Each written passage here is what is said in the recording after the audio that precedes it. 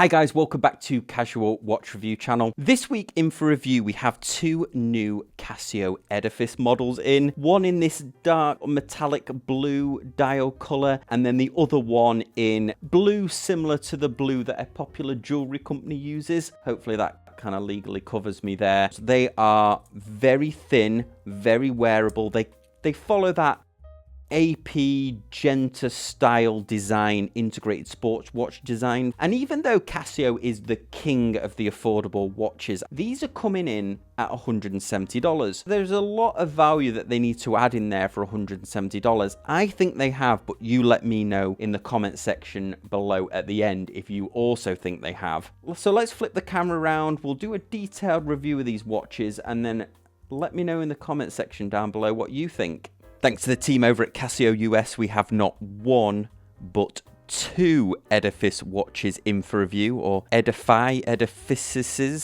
whatever the plural of two Edifice watches is. They've very kindly sent two in, and these are the new Slim Edifice models, and they are definitely slim. We have this midnight blue, metallic midnight blue, I'd say, and then we have the one that no doubt caught everyone's eye in the thumbnail. I think perhaps for legal reasons, I should say, a blue that may or may not resemble a blue used by popular jewellery firm Tiffany & Co. The watch is coming in at a far more wearable size than the last Casio Edifice that we looked at, with a 39.9 case dimension and only a 44.8 from lug to lug. So far more wearable, and because of that thinness, that slimness coming in at 7.8, a really wearable watch. They've done a great job of this. Both of these models are coming in at $170 on their US site. I'll leave a link in the description down below. Multiple different finishings on the bezel. There's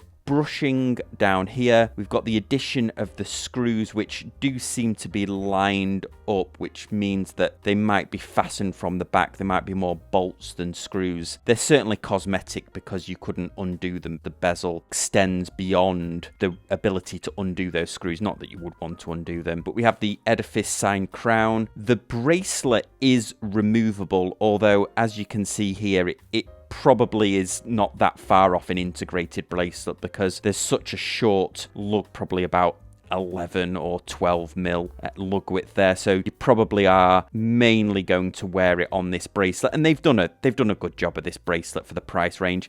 Definitely has a little bit of the jangle to it, to be fair, but overall it's a decent enough quality for a watch in this price range. Push pins for adjustment, 3 layers of micro adjustment on the clasp. We have a pressed clasp, but this has been polished. Push button deployment for added security. The polishing is a little bit soft. These edges are a little bit soft. Same with the side of the case. It's on par with that last Edifice that I reviewed, and I think for $170 you're getting a really decent watch. Quartz movement, of course, and the second hand is doing a good job of hitting the mark. It's maybe slightly off. They both have lume. It's not on the Seiko level of lume, of course, but it's a decent show. We've got lume on the indices and lume on the hands. I love the handset that they've used here. Highly legible with minute hand that goes all the way almost to the minute track on the outside, which is fantastic. Highly visible, these sword-shaped hands with a bevel down the center.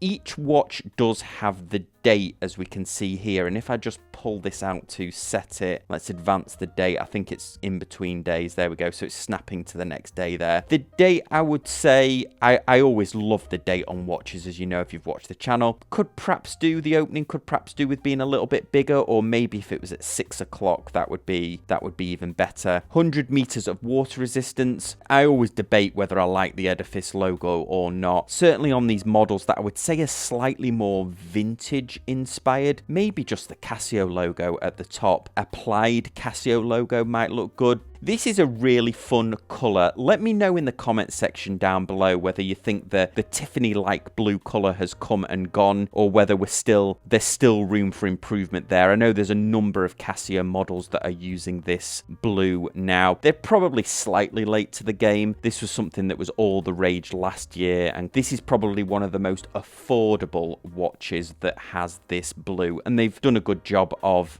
making the blue consistent across the dial. It feels like there's a slight colour difference between the Rehor and the watch, but I think that gives a nice sort of fume style to the dial. This blue, this metallic blue, of course, wearable in almost any situation, I would think. They have slightly dressy sports watch feel to them. They look as if the strap is integrated, so it's jumping on that integrated bracelet sports watch phase that we've been going through for the last couple of years. For $170, I don't think you can go wrong, really. They are battery powered. We haven't got anything fancy like solar on here or atomic timekeeping, but we do have sapphire crystal. And it's that rare, I think, to see sapphire crystal on G-Shocks, that when they put it G-Shocks and other Casio watches, that when they do put it on these Edifice models, they're proud enough to put it on the dial, which I can't think of another brand that puts sapphire as a feature on the dial. But I think because Casio, few and far between, use sapphire on watches, certainly in this price range across their other brands, they're probably quite proud of to announce it on the dial here. We've got 3 years battery life. Big thanks to Casio for sending me these in for review. Really interested to know what you think in the comment section down below. Let me know. Thanks for watching, and I'll see you next time on Casual Watch Reviews.